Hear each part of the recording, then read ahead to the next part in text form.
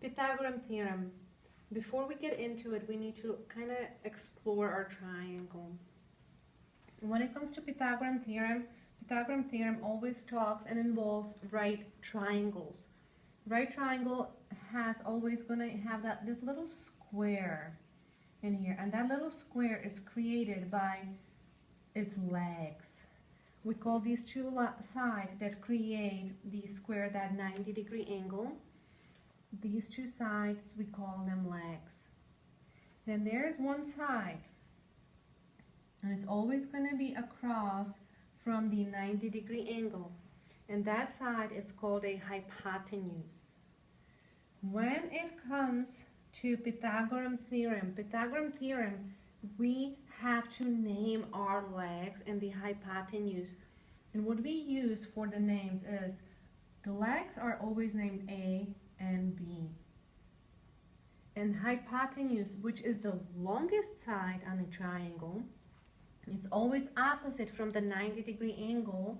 Hypotenuse is named C. This, guys, is very, very, very important when you start solving Pythagorean theorem and right triangles, and you're going to be looking for a side measures. You always want to make sure you identify your hypotenuse. The hypotenuse, the C, is the one that is the most important. And I'm going to explain to you why. Pythagorean theorem says, let's go over here, a squared plus b squared equals c squared. What it means,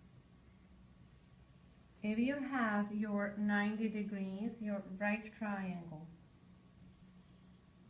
you always want to make sure you identify your hypotenuse, your C. Hypotenuse always is going to be the longest side across from the 90-degree angle, because the 90-degree angle is the largest angle in this triangle. This is our C. That is the first one and the most important you have to find. The reason is this is going to be leg A and leg B, because I can, for instance, if this was 2 and this was 3, and I'm adding A plus B, A squared plus B squared. If I add those two, it doesn't matter if I do 2 plus 3 or 3 plus 2. The answer is always 5. So it doesn't matter which one is A and B. The one that matters is always going to be the C. Let's see where does the Pythagorean theorem is coming from, and why is it A squared plus B squared equals C squared? If you remember, we were talking about square, right? The exponent, the square. It's literally a square. If I was to create squares next to all of these sides, you will find out that, I'm going to give you an example. If this square in here had a side measure, for instance, 3 units long, right? To find measure of a area of a square, we do 3 times 3, side times side. Area of this square will equal to 3 times 3 is 9. Let me kind of make it better in here so that you can see it better. Remember, area of a square, and this is not working well. Area of a square is side times side, right? In this case, we had 3 times 3. So this square that is attached to this leg, the area of that square will be 9. 3 times 3, area of that square. Area equals 9. Then if I had to find an area of this side in here, and we look at that side and we created a perfect square there.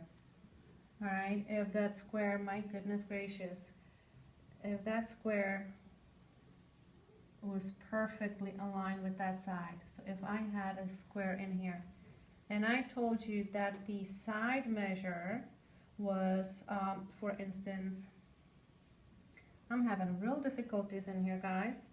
If I told you that the side measure, for instance, in here was 4 units, that means each side, if I'm creating square, every side of the square is 4. Area of a square is side squared. 4 times 4 will be 16, right? Now imagine I told you this square, the side measure in here was 5, right? Area of this square will be, since each side is 5, 5 times 5 will give me 25.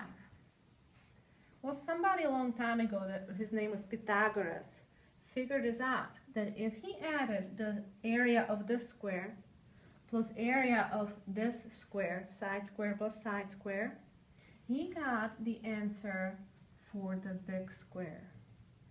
These two squares always were equal to, if he added them up, to the square of the hypotenuse, if he gave himself a square. For that reason, Pythagorean theorem says a square, literally a square, of one leg, plus b square of the second leg, always will equal to c square, which is the hypotenuse. Sounds good?